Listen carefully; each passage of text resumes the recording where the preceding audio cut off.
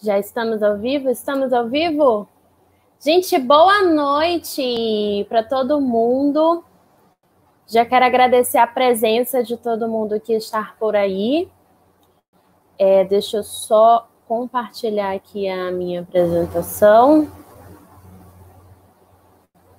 Então, vamos lá, gente. Boa noite para vocês. Prazer mais uma vez estar aqui, né, em mais um palco da Campus Party. Essa já é a minha segunda palestra neste evento que está sendo sensacional, que é a Campus Party Digital.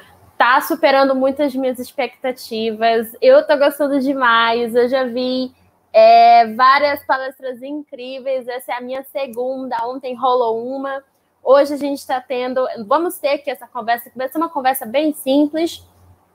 E a proposta de hoje é da gente discutir um pouco, na verdade, não muito bem discutir, mas repensar um pouco sobre a imagem que a gente tem das máquinas, né, dos robôs, dos androides, enfim, a imagem que nós temos sobre esses produtos. E que eu acredito que é uma reflexão interessante que nós que trabalhamos com o Include, é uma reflexão interessante que a gente possa fazer, porque pode ter muito impacto no nosso trabalho com as crianças e com os adolescentes dentro do laboratório. Então, vou convidar aí vocês para a gente fazer essa reflexão, que vai ser bem massa, tá? Então, vamos lá. Me apresentando para vocês, eu me chamo Yara Laís Souza. Eu sou acadêmica de licenciatura em Ciências Biológicas aqui pela Universidade do Estado do Amazonas, UEA. Eu sou divulgadora científica, sou líder da Rebelião nas horas vagas, né? O Include colocou aí nos meus cards de divulgação a minha foto de Princesa Leia, que é um cosplay que eu faço, eu sou muito fã de Star Wars. Eu faço uma pesquisa científica com educação dentro da universidade, eu trato com cinema. Basicamente, aliás, mais especificamente, eu trato sobre filmes de Star Wars, né, no ensino, e eu gosto muito de tecnologia, né, apesar de eu ser de ciências biológicas, mas eu sou uma pessoa muito ligada com tecnologia, estudei eletrônica na escola técnica, no ensino médio, enfim, eu gosto bastante dessa área. E até mesmo dentro da minha área, dentro da biologia, a gente lida com muitas ferramentas tecnológicas, então é uma realidade que é muito presente dentro da minha área. E eu estou atuando aqui como facilitadora do Include, do Laboratório Include daqui de Manaus, o Include Fé e Alegria, que fica dentro da ONG, certo? Então vamos lá começar. Antes eu queria ver com vocês aqui, dar um briefing bem legal sobre essa questão de como foi que nasceu esse nome, como foi que nasceu esse conceito de robô. Pode ser uma informação aí que alguns de vocês já saibam, e outros não saibam, mas é legal a gente dar esse briefing histórico, porque aí as coisas ficam muito mais claras na nossa mente. Então vamos acompanhar um pouco sobre a história do nome robô e outras coisas que acompanham esse nome também. Então vamos lá. Essa palavra ela foi usada pela primeira vez, gente, numa peça de teatro. Olha só. Quem escreveu essa peça foi o Karel Čapek. E ele fez a peça que se chama Rooms Universal Robots, e ela estreou em 1921. Foi a primeira vez que esse nome foi usado. Aqui tem uma imagem dessa peça, né, o Carol tá aí no meio, aí abaixadinho, ele foi o cara que escreveu. E aí os personagens, se vocês forem prestar atenção, eles já têm aquela aparência de lata, né, de homem de lata, ou de objeto de lata, ou objeto de metal, que acabou sendo impregnado na cabeça das pessoas quando a gente fala de robôs, né? As pessoas, elas sempre lembram dessa imagem de homem de lata e tudo mais. Teve uma representação assim lá no filme do Mágico de Oz, aquele clássico mais antigo. E também teve uma representação bem legal aqui no Brasil, dessa mesma visão, ali num clipe da cantora Pitty, em que mostrava lá um cara de lata, com sentimentos e tudo mais. Mas essa foi a primeira vez que esse nome foi utilizado. Então, como é que foi? Quando ele estava escrevendo a peça, ele não ia chamar de robô. Na verdade, ele queria dar ao nome dos seus homens de lata, ele queria chamar de labore, que é uma referência ao latim labor, que significa trabalho. Mas aí ele resolveu aceitar uma sugestão do irmão dele, desse cara chamado Joseph Čapek, que também era um escritor. E o irmão dele disse, olha, eu acho melhor você usar uma outra palavra, uma palavra chamada robot, ao invés de labore. E aí, né, o Carell usou o robot lá na peça dele. Então, robô deriva, né, de robot ou de robot, né? A gente tem aí uma forma no singular, uma forma no plural. E, por sua vez, robot deriva de uma palavra tcheca, né? Os dois, eles eram tchecos. E essa palavra tcheca é a palavra robota, que significa trabalho forçado e servidão. E também tem uma derivação da palavra tcheca rabu, que significa escravo. Então, olha só qual foi o sentido, né, que a palavra robô foi colocada ali na sua primeira utilização nessa peça de teatro. Sempre com uma conotação de servidão, de escravidão, de trabalho forçado. É até uma coisa, assim, bem ruim quando a gente pensa, né? Porque a gente sabe que a história da humanidade é muito manchada com todas essas questões, né, de escravidão e tudo mais. Mas era esse sentido que foi impregnado tanto na peça de teatro, né, que mostravam lá os robôs, tanto na criação da palavra, certo? E que é um pensamento que ainda permeia na sociedade de hoje. Existe um game muito legal que se chama Detroit Become Human. Se você é uma pessoa que gosta de games, muito provavelmente ou você já jogou ou você já ouviu falar.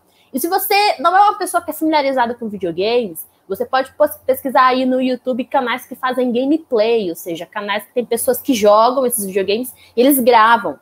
Porque é muito interessante a gente acompanhar as críticas que esse jogo faz e a narrativa dele também. A história é muito bacana. E esse game, ele explora a visão de uma sociedade futurista que subjuga e escraviza androides. Então, é uma relação que existe entre seres humanos e androides, mas não é assim uma relação de toda amigável ou saudável. Existem muitos desses androides, né, que são realmente escravizados, que fazem uma quantidade muito grande de trabalhos. Alguns deles, eles sofrem vários tipos de abuso, como abuso sexual, são agredidos ou são assassinados e tudo mais. E há muitas críticas permeando essas relações que a gente vê no jogo, que são relações que, pessoalmente, quando eu joguei, me deixaram muito chocada, sabe? Porque realmente essa é uma visão que muitas pessoas têm sobre as máquinas, sobre androides, robôs e tudo mais. Então é bem interessante. O Isaac Asimov, ele acabou popularizando o termo robótica. E ele acabou criando uma coisa que se chama as leis da robótica, principalmente quando ele escreveu a sua obra Eu, Robô, que foi adaptada aí para os cinemas. Então, ele gostava muito desses assuntos futuristas e o tema robótica entrou muito em alta por conta do trabalho literário dele. Então, o que seriam essas 3 leis aí que ele preconizou quando ele escreveu lá o Eu, Robô? Um robô não pode ferir um ser humano ou, por ócio, permitir que um ser humano sofra algum mal. Um robô deve obedecer às ordens que lhe sejam dadas por seres humanos, exceto nos casos que tais ordens contrariam a primeira lei. E um robô deve proteger sua própria existência, desde que tal proteção não entre em conflito com a primeira e a segunda lei. Então, o Asimov, ele pensou aí nessas 3 coisas que poderiam permear essa relação entre seres humanos, humanidades e as máquinas, né? Os robôs, certo?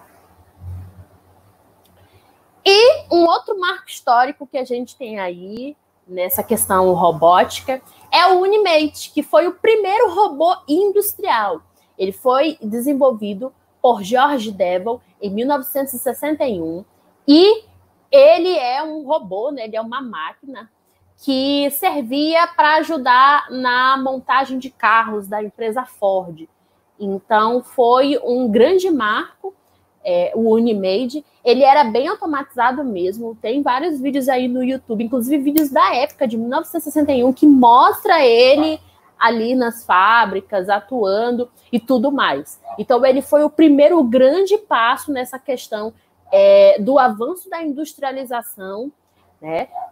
E de uma maior dinâmica, uma maior rapidez, fluidez na hora de se produzir esses produtos industriais seriados, como os carros, certo? Então, esse é o Unimate. Agora que a gente já viu um pouco mais sobre essas questões históricas e de informações bem legais, a gente vai ver um pouco do que as telonas nos mostram, né? Os filmes como um retrato de um futuro distante. Eu estou com a minha camisa aqui do Robocop, que é um filme que eu gosto muito, mas a gente vai explorar aqui outras produções. Vamos lá. Não podemos ficar sem falar sem esta dupla dinâmica. É que eu amo demais como fã de Star Wars, eu adoro, que é o R2-D2 e o C3PO. Né? Basicamente aí é amor e ódio, é a personificação não, né? É a robotização do amor e do ódio mútuos. São esses dois, né? Que são maravilhosos, eu não consigo falar deles sem rir. Eu acho muito legal, eles têm uma legião de fãs aí ao redor do mundo. E não dá pra gente falar de robôs sem falar sobre esses dois, né? Algumas características. Eles são droids auxiliares de voo e droid protocolo, né? No caso, o C3PO, ele é um droid protocolo, né? Existe essas máquinas lá no universo de Star Wars que são robôs que são altamente úteis. O C3PO, por exemplo, ele fala milhares de idiomas. E por ele ser um droid de protocolo, ele é muito utilizado em reuniões, na hora de recepcionar pessoas, na tomada de decisão, em discussões, sabe? Ele é muito utilizado para isso, principalmente por conta do seu poderio de tradução, né? Por ele entender tantos idiomas, então ele é colocado em várias situações ali, tanto mostrado nos filmes, quanto mostrado no universo expandido. E o R2-D2, ele também tem uma função crucial, que é ele ser um droid auxiliar de voo. Ou seja, ele está sempre acompanhando, né, os pilotos. Aí, no caso, o R2-D2 ele era colocado numa X-Wing, né, que ele era um droid auxiliar de voo do Luke Skywalker. Então, quando eles estavam ali no meio de alguma batalha, algo assim, algum tipo de pane ou de falha que acontecia na X-Wing, era o R2-D2 ali que entrava para tentar ajudar, né, para fazer pequenos reparos e tudo mais, para toda a questão do voo continuar. E claro que eles se metem em altas aventuras, né? Enfim, mas basicamente eles são isso. Eles possuem personalidade e tomam iniciativas. Isso são características bem legais, porque aí já trata de uma humanização dessa questão das máquinas, né, que o cinema sempre nos traz. E eles são capazes de demonstrar algumas emoções. Drama, no caso do C3PO, né, que ele é muito dramático. Né, ele faz umas coisas assim que tem uma carga dramática muito grande. Esse é um traço da personalidade dele. E o estresse, que no caso é do R2-D2, né? Ele também tem um traço da personalidade dele, dele ser muito explosivo, né? Ser muito estressado. Isso é uma coisa que o próprio George Lucas já falou no Twitter, né? Que esse é um traço da personalidade dele, ele fala muito palavrão, esse tipo de coisa. Então são duas coisas interessantes que a gente consegue observar nessas representações aí, R2-D2 e 3PO. Aí Darth Vader, né? Que é homem e máquina. Né? Algumas pessoas acham que ele é mais máquina do que ser humano, mas ele é uma boa junção aí, homem e máquina. Ele não é o único, tá? Tem um outro personagem de Star Wars, que é o General Grievous, né? Que é mais máquina ainda que o Darth Vader, mas o Darth Vader ele é o mais emblemático, né? Com certeza. Então ele é uma junção homem e máquina. A armadura dele é uma armadura automatizada que permite a sobrevivência, né, da pessoa que está dentro. Então, ele tem aí uma série de apetrechos, né, uma série de coisas nessa armadura que permite a sobrevivência do corpo, né, que está por dentro da armadura. O capacete dele é muito interessante. Tem algumas funcionalidades que às vezes a gente não consegue observar muito nos filmes, mas quem lê os quadrinhos já viu que o visor, né, essa parte onde ficam os olhos, é embutido com o computador. Então, por exemplo, o Darth Vader ele consegue receber vários tipos de mensagens, né, que o computador manda, e ele vê no próprio visor, né? Então, tipo, ele tá olhando aqui, aí as mensagens estão aparecendo e tudo mais. É uma coisa muito interessante, mas basicamente toda essa carcaça, né, vamos dizer assim, robótica, é para preservar o corpo do Anakin, né, que foi queimado e permite a sobrevivência dele, certo? Aí temos o Huawei, né, que é maravilhoso, filme da Disney. Ele é um robô de limpeza. Ele possui personalidade própria também. Ele toma decisões. No filme a gente vê ele tomando vários tipos de decisão. A gente também vê ele com uma grande carga emocional, né? Ele cria laços sentimentais, principalmente com a robô que aparece na parte final, que eu nunca lembro o nome dela, mas enfim, ele cria um laço sentimental ali com ela. Isso é um traço interessante também. E ele é muito gentil e amável. Ele é um dos robôs assim, de cinema que são muito gentis, entendeu? Mas isso não quer dizer que ele seja bobinho. É um traço da personalidade dele ser gentil e amável, entendeu? E o filme é muito bacana, né? Traz uma crítica social interessantíssima ao filme logo. Aí temos o NDR Andrew, né, que é de um filme clássico aí, que é O Homem Bicentenário, que também não dá pra gente falar, pelo menos pra mim, não dá pra falar de robótica sem citá-lo. Ele já é um robô doméstico, inclusive ele serve uma mesma família por muito tempo. Pelo que eu me lembro, é mais de 100 anos. Ele passa muito tempo na família servindo, né, como um robô doméstico, fazendo reparos e tudo mais. Ele tem personalidade e emoções. Ele também sofre grandes abusos, né, dentro dessa família que ele serve. E ele é humanizado, né, tanto nos seus traços, né, suas feições são bem humanas, né, e depois acontece ali um outro pormenor no filme que acaba humanizando ainda mais. Mas dentre esses que eu mostrei, o Andrew é um dos mais humanizados, né, enquanto pessoa de metal, né, enquanto um robô de metal. E a gente também tem aqui o David, né, que é um outro clássico, que ele aparece lá no filme do Inteligência Artificial, AI, que é um filme que tem uma carga dramática muito boa e que também discute coisas muito interessantes, né, traz muitas críticas. Então, David, ele é um androide feito para ter sentimentos humanos como afeto e amor. Em muitos lugares da internet, quando você pesquisa sobre esse filme, né, da inteligência artificial, tá lá escrito que o David, ele foi um robô criado para amar, né?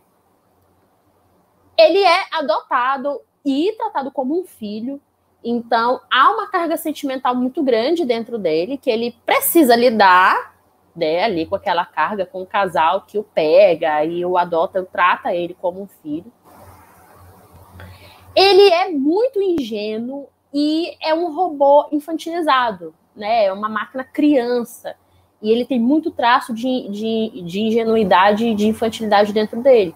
Inclusive, no desenrolar do filme, principalmente nos minutos iniciais, a gente vê que ele precisa, apesar dele já aparentar ter uma certa idade, né, ele já não é assim, tipo uma criança de colo, mas ele precisa aprender coisas do dia a dia, sabe?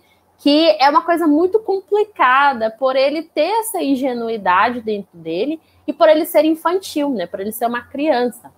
E são dois traços interessantes da gente ver numa máquina, né? Porque você não espera que uma máquina vai ser ingênua, entendeu? Você não espera que uma máquina vai ser infantilizada, mas é o que a gente encontra no David. Inclusive, esse filme, ele é sensacional também. Quem não assistiu aí, assiste, é uma boa pedida para essa quarentena. Esses são os que eu selecionei para passar aqui. Claro que tem outros, né? Vocês podem citar muitos outros. O Bumblebee, o Robocop, sei lá, o Ultron, né? O Exterminador do Futuro. Tem muitos outros, mas esses que eu selecionei, que a gente viu, são alguns que, para mim, acabam sintetizando muito bem 3 pontos interessantes que permeiam a imaginação das pessoas e, muito consequentemente, também vai permear a imaginação das crianças que a gente encontra no Include quando a gente começa a falar de robôs e de robótica. Então, primeiro, eles são sempre subjugados, né? As máquinas, elas sempre vão ser subjugadas. Muitos desses personagens que a gente viu aqui são personagens que são subjugados, que são colocados como inferiores, né, são escravizados, né, basicamente. Eles não estão ali para ajudar, eles estão ali para ser escravizados. E os seres humanos sempre passam uma sensação de serem muito medíocres em relação a essas máquinas, né? Porque todo esse subjugamento acaba tornando quem subjuga uma pessoa muito medíocre. E essa é a imagem que os seres humanos também passam. Aliás, é uma imagem que os filmes também passam dos seres humanos que interagem com essas máquinas. Esses robôs, eles são retratados sempre como sedentos por vingança, né? Sempre vai acontecer a revolução das máquinas, né? Sempre vai acontecer a tomada de poder das máquinas. E aí, eles sempre estão à mercê de fazer alguma guerra. Então, há todo aquele sentimento de medo e de pavor quando a gente pensa, né, em robôs, em robóticas e tudo mais, porque parece que eles vão ganhar vida própria, né, e vão tomar o governo, sei lá, fazer algo do tipo, certo? E os robôs, eles têm a retratação de serem grandes guardiões de lição de moral e de valores. É uma coisa que está muito presente, principalmente nesses filmes aí que a gente acompanha alguns personagens, né? E que, apesar de serem considerados inferiores, eles possuem mais humanidade que os seres humanos, né? Então, a imagem deles é sempre essa, né? Como guardião de lição, de moral, que sempre enxerga alguma coisa que os seres humanos não estão enxergando, sabe? Que sempre tem uma carga emocional e dramática nesse sentido, de ser mais humano do que os seres humanos que os conceberam, né? Que os fizeram. Então, esses são 3 pontos interessantes que a gente vê nessas produções cinematográficas e que são 3 pontos que, se a gente for parar para pensar, é uma coisa que, inclusive, eu, como cinéfila, né, como pessoa que gosta de tecnologia, consome tecnologia, eu já acabei considerando pelo menos 1 ou 2 desses 3 pontos que eu coloquei aqui, né, como algum tipo de característica ou então algum tipo de pensamento primário quando eu vejo um robô, quando eu vejo algum assunto relacionado a isso, né. É sempre subjugar, retratar como sedentos por vingança ou por revolução, e sempre em serem objetos guardiões de lições de moral e de valores. Certo? Aí eu pergunto, isso tem influência na realidade? Né? Isso vai ter influência no Laboratório Include com as crianças? Ou isso vai ter influência quando a gente senta para conversar com os pais dessas crianças? Sim, gente, isso tem muita influência. Falando agora como pesquisadora de cinema no ensino, a sociedade brasileira é uma sociedade que dá muito valor ao audiovisual. Nós somos uma sociedade muito audiovisual. A gente consome uma quantidade muito grande de vídeos e de outros tipos de materiais audiovisual. Vídeo na internet, vídeo no WhatsApp, vídeo no Twitter, vídeo no YouTube, vídeo no cinema, entendeu? No Netflix, nos outros serviços de streaming, série, novela, enfim. E esse audiovisual é uma coisa que tem tanta relevância para a sociedade brasileira que acaba tendo um impacto direto na opinião das pessoas, na opinião pública, certo? E também, aqui no Brasil, o cinema e essas produções que a gente citou aqui, algumas delas, elas são sempre vistas como verdadeiras, entendeu? Como muito verdade.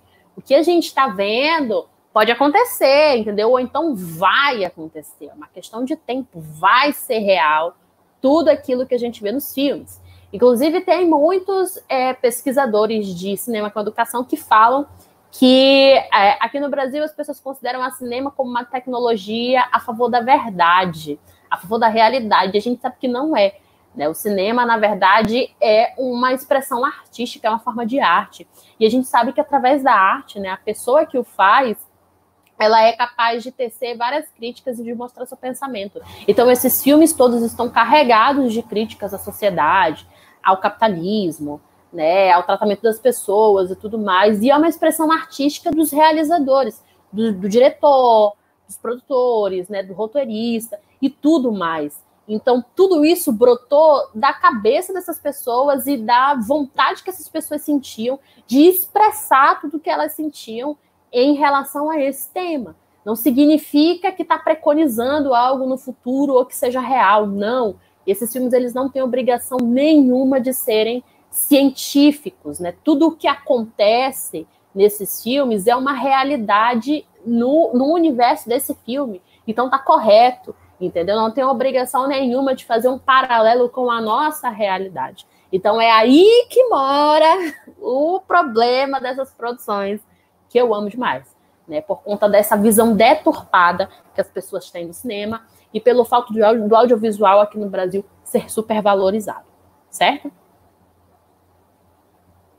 E o que a gente tem na real? Vou mostrar aqui para vocês algumas coisas, né, que fazem a gente refletir e repensar um pouco sobre a visão que é passada para a sociedade e o que a gente tem na real, né? O que a gente consegue fazer no momento.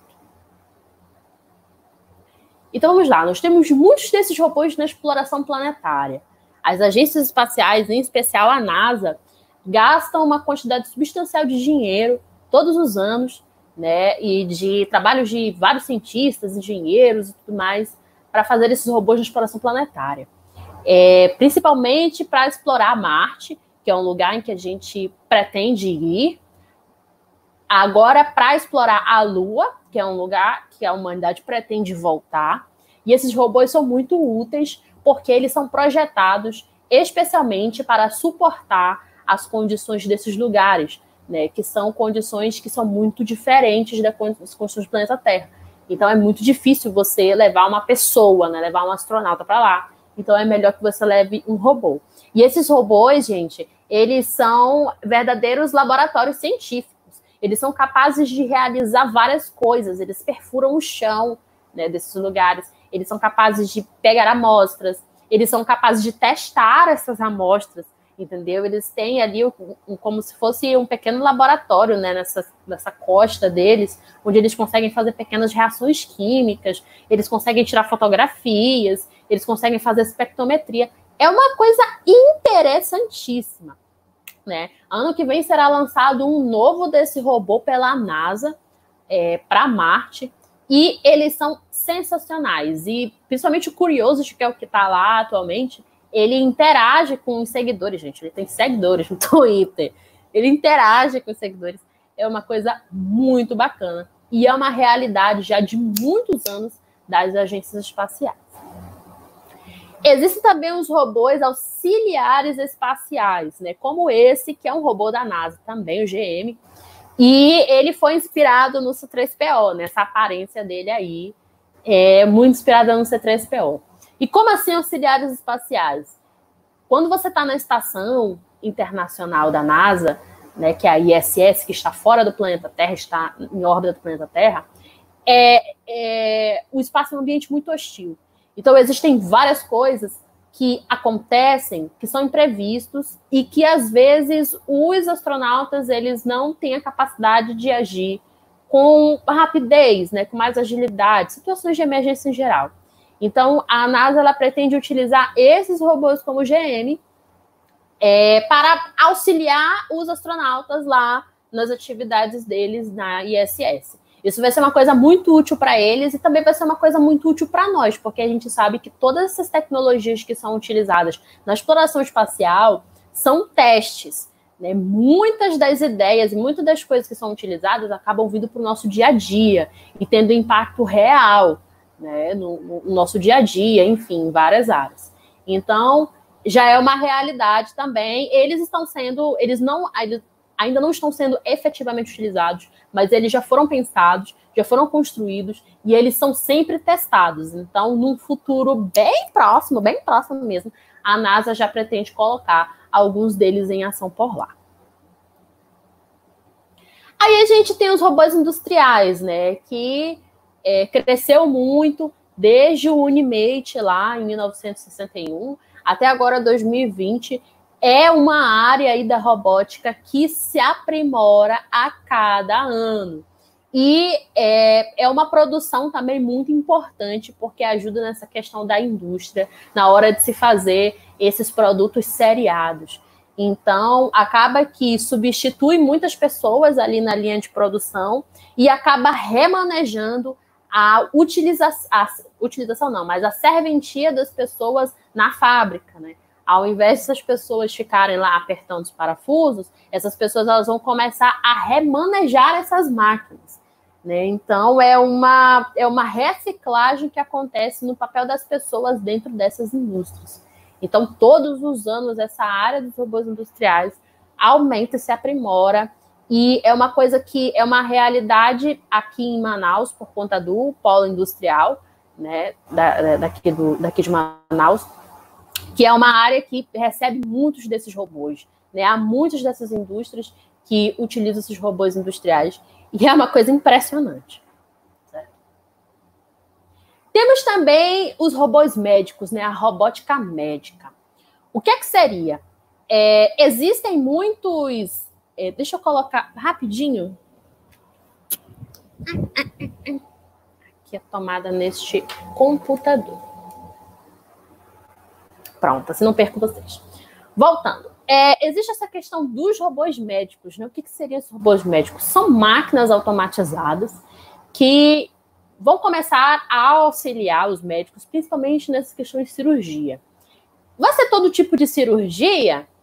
Bom, no primeiro momento, com certeza, aquelas cirurgias que são mais delicadas, né? Como, por exemplo, cirurgias na cabeça, cirurgias que envolvem nervos do corpo, que são situações que são atividades muito delicadas, né? Uma coisa bastante problemática. Isso não quer dizer que os nossos médicos serão robôs. Não é nada disso. Isso quer dizer que os nossos médicos, eles vão ter um auxílio robótico na hora de se realizar essas cirurgias. Então, os riscos de morte vão diminuir, os riscos dessas cirurgias darem errado, né, principalmente envolvendo nervos, ali a pessoa parar de andar, sabe, esse tipo de coisa, vai diminuir também, porque uma vez utilizando essa ferramenta automatizada, ela se torna bastante sensível e também se torna muito precisa. Mas vai ser indispensável a presença de um médico, né, de um ser humano médico. Então, não é que nós vamos ter robôs médicos, né, assim, mas os médicos eles vão contar com esse auxílio robótico, certo? Aí os robôs domésticos também. O cinema implantou na cabeça das pessoas a doce ilusão de que a gente vai abandonar as nossas tarefas domésticas inteiras e que os robôs vão ser inteiramente responsáveis por elas. Na verdade, não. A gente vai ter um grande auxílio, uma grande ajuda desses robôs domésticos, que eles já existem, né? Nos Estados Unidos já existem alguns tipos de modelos e que fazem alguns tipos de tarefas, mas são tarefas ainda bem primárias, bem pequenas, né, e tudo mais. Mas ainda será indispensável a ação de pessoas na hora de se realizar essas tarefas domésticas. É uma coisa que acontece, por exemplo, com a NASA. A NASA ela tem uma inteligência artificial que analisa imagens, fotografias, né, retiradas com a ajuda de telescópios, como o Spitzer, o Hubble e tudo mais. Esses telescópios que trabalham tirando imagens do que a gente chama de espaço profundo. Então, essa inteligência artificial, ela foi programada para analisar essas imagens, para perceber alguns detalhes, para a gente ver se não tirou, se aquela imagem não tem algum possível exoplaneta, sabe, algum sistema solar novo e tudo mais. Mas mesmo assim, mesmo tendo essa inteligência artificial, a NASA ainda se utiliza de plataformas de ciência cidadã, onde ela posta essas fotos para que pessoas, né, possam reanalisar essas fotos, porque a NASA fala que nada substitui o olho humano ainda, né, na hora de se fazer essas procuras, na hora de se analisar essas fotografias. Então, na questão dos robôs domésticos também, por mais que eles possam nos dar ali grandes ajudas, né, tem robô que encera o chão, por exemplo, mas mesmo assim, a gente não vai passar todas as nossas tarefas domésticas para eles, né? Porque para muitas dessas tarefas ainda é indispensável que um ser humano execute, certo? E nós temos aí também os robôs educacionais, né? Ou a robótica educacional, que é o tipo de coisa que a gente faz, que a gente utiliza dentro do Include, né? As crianças, elas trabalham aí fazendo esses robôs, né, programando esses robôs e tudo mais. E não só o Include, aqui em Manaus também já tem muitas escolas particulares que utilizam também a mesma coisa. E a ideia também já está sendo mais popularizada nas escolas públicas, né? As escolas estaduais, principalmente. Então, é uma realidade já bem legal e é uma coisa bastante interessante, porque ajuda os alunos, principalmente os alunos da escola pública, a ampliar o seu olhar sobre as suas próprias perspectivas de futuro e de vida. E de principalmente mostrar que essa área, que é uma área da ciência, né, querendo ou não é uma área difícil, não é uma área complicada e não é uma área que não pode fazer parte da realidade dele. Afinal de contas, é só ele olhar ao redor e ele vai perceber várias coisas, né, que são programadas, enfim. Então, os robôs educacionais, eles já estão aí, já deram suas caras e já são super utilizados. E para a gente finalizar, vou mostrar aqui para vocês alguns pontos de como o projeto do Include pode ajudar, né, a gente a mudar essa questão da visão que as pessoas têm das máquinas e para tentar responder a pergunta se as máquinas serão os nossos melhores amigos no futuro. Bom, primeiro, mudando essa visão cinematográfica, né? Eu amo e odeio o cinema, porque o cinema ele foi responsável por vários tipos de opiniões e de visões bem esdrúxulas que a sociedade atualmente tem. Então, a gente pode atuar mudando essa visão cinematográfica, né? E mostrar que os robôs, eles são tecnologia, eles não são escravos, eles não são serviçais. Eles são tecnologias que estarão a serviço da humanidade, mas não para serem abusados, não para serem escravizados. Gente, essa é uma visão muito horrível, tanto para você colocar em cima de uma pessoa, quanto para você colocar em cima de uma máquina. Então, os robôs, a robótica, né, androides, programação, eles são tecnologias que vão nos ajudar com as nossas tarefas. Eles são ajuda, né, eles não são uma mão de obra escrava, como a gente tanto vê aí nesses filmes. Tornando a relação mais próxima, né, não é difícil como aparenta, na verdade, é muito trabalhoso. Essa é uma visão que a gente precisa colocar muito nas nossas crianças dentro do Include. Quando a gente coloca essa relação mais próxima com a tecnologia, a gente amplia o olhar das crianças e a gente sabe que vai ter um grande impacto para a vida delas no futuro, né, para mudar a realidade da família e tudo mais. Expandindo as possibilidades, né, nenhum céu é o limite.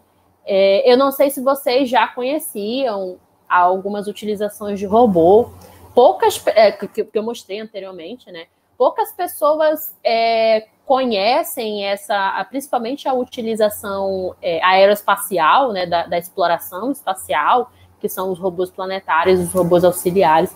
Pouca gente conhece, mas mostra que também vai muito além da relação humanidade-máquina que a gente costuma ver nos filmes. Basicamente, nem o céu é o limite. Então, é bom que a gente mostre para essas crianças que há muitas possibilidades. Basicamente, para o que elas imaginarem, vai ter ali um robô, né, que pode ser programado, enfim, que pode ser pensado. Chamando as meninas para o bonde, óbvio, porque a gente precisa de representatividade, né? A gente precisa mudar essas métricas de estatísticas que sempre mostram as meninas afastadas dessa questão de tecnologia, afastadas, né, dessa questão da área, da programação, enfim. A gente precisa estimular meninos e meninas. Precisamos dar o mesmo estímulo a todos, porque a gente sabe que ainda assim, na nossa sociedade atual, nos tempos atuais, mesmo com a gente batendo nessa tecla, mesmo com a gente problematizando tudo mais, ainda assim, outras coisas são mostradas para as meninas, né? Outros horizontes são mostrados para as meninas, que não são os mesmos horizontes ou as mesmas coisas que são mostradas para os meninos. Elas ainda não recebem os mesmos estímulos. Para muitas delas, tecnologia é coisa de garoto, ciência é coisa de garoto, quando que, na verdade, não. Ciência e tecnologia é para qualquer pessoa que tenha interesse suficiente, curiosidade suficiente, né, e força de vontade suficiente para estudar, para botar a mão na massa e tudo mais. Então, é muito importante essa representatividade. Mostrando como uma possibilidade autônoma e principalmente mostrar que o aluno depende de si mesmo. não colocar a nossa imagem, principalmente de facilitador, dentro do Include, como uma imagem que vai fazer o aluno ficar dependente, né? Não. Dentro do Include, a gente tem computador, a gente tem internet e tudo mais, e a gente precisa mostrar para eles que eles podem ser bastante autônomos, né? Assim como os robozinhos ali que eles vão começar a programar. Então, sempre colocar os alunos dependentes apenas de si mesmo. E nós, facilitadores, agirmos como facilitadores, né? E não como figuras dentro do Include que vai deixar os alunos dependentes de conhecimento, principalmente de iniciativa e tudo mais. E usar tudo isso de forma divertida, né? Para a gente brincar e aprender. Afinal de contas, a gente lida com crianças, né? E crianças, elas gostam desses estímulos de brincadeira, né? Elas gostam de brincar. Então, a gente mostrando isso como uma coisa divertida e brincando com eles, eles vão absorver muito melhor todas essas coisas que a gente já debateu por aqui, né, pelo papo do Include esse dia inteiro, e fizemos uma reflexão agora, certo? Então é isso, gente. Muito obrigada. Eu não sei se ainda temos tempo, porque eu não tô olhando aqui pro tempo, meu telefone está aqui. Mas muito obrigada. Se vocês tiverem perguntas, se a gente tiver tempo, eu posso responder. E eu vou pedir para vocês me seguirem no Instagram, que é @YaraLaísSouza. Deixa eu voltar para cá. Né? Não temos tempo, aqui Gabriel disse, mas é isso, gente. Muito obrigada. Até a próxima. E me sigam lá pro Instagram. Beijo para vocês. E tchau, tchau.